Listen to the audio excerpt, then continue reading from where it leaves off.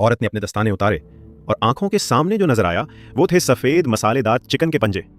उसके काले पीले बालों के नीचे एक भी बाल नहीं था और उसके पैर में भी केवल एक ही उंगली थी।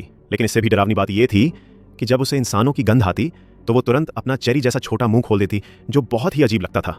इसके बाद उसने नीचे बैठी डायनो से कहा कि इंसानों के बच्चे दुनिया की सबसे घिनौनी चीज हैं।